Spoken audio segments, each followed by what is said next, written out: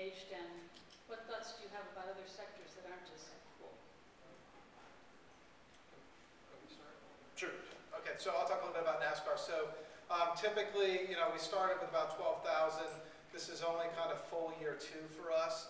And we'll look at those less ideal responders, and you know, a number of people will fall off. Usually we're looking at it annually. You know, last year there were a couple thousand that would fall out. We re-recruit. So right now it's early on to tell you what that's going to look like in the future, but it's probably a good proportion of about at least a quarter each year that are going to be cycled through. And that's something we have to think about as a brand too, in terms of what do we want it to be? Do we want to keep it really fresh? Do we want people to live on there for long periods of time? It's young for us. So the second thing is engagement. We do more than just surveys.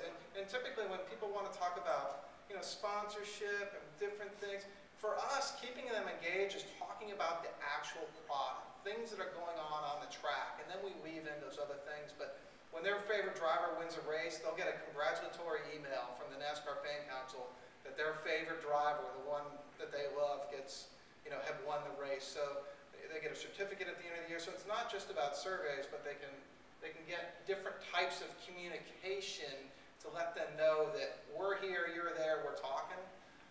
And the third piece, what was the third piece? About other industries that may not be as exciting as race cars. For NASCAR, it was a research group that had a vision, and we said, this is the next big thing. I don't care how we find it, how we get the money, we're going to do this. And we sold it up, and we gave examples of other brands, what they're doing, and we just went for it.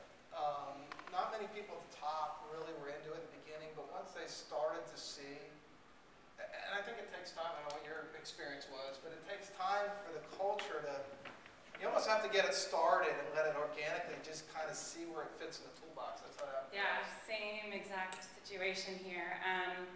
We are a little bit different because we did like pick such specific girls and really have this criteria. We don't cycle them out as often. We do cycle them out when they hit a certain age, and then every year and a half, we'll do kind of like a refresh and maybe cycle out the girls who haven't been as active. So that's the first part. The second part, it's keeping them engaged. So exactly what Brian said, they, you know, the main thing that I feel like I've learned doing all this is people want to be heard in some way or another. They really want their voice to be heard and to actually have someone that listens. So I think that that's the biggest thing, but we also do, you know, tons of product seeding, so they get product for how many surveys they complete. We also, like, if we need responses really quickly, we'll throw a promo code at the end of a survey that they can go online and shop with, because at the end of the day, we are a clothing brand, and we do want them to buy the clothes. And then, in terms of them actually logging in and going into the panel, we try to just keep the panel pretty interactive, like when they log in on their homepage. So we feature a panelist of the month. We do a behind the scenes of different Roxy employees, so different people that, you know, it's kind of cool just to hear about how they started there and that kind of a thing.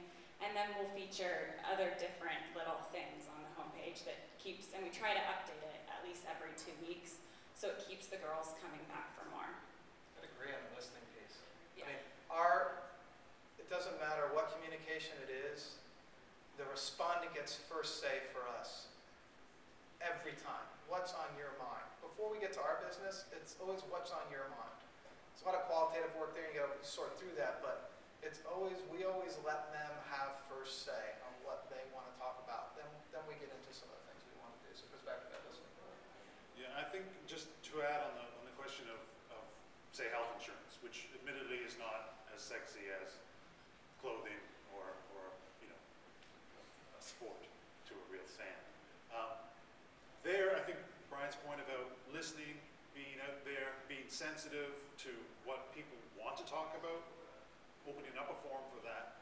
But we also encourage people to think about putting other kinds of surveys out there. So for example, we've created a number of segmentations around the environment, around finance, around shopping, around all sorts of media habits, all sorts of things.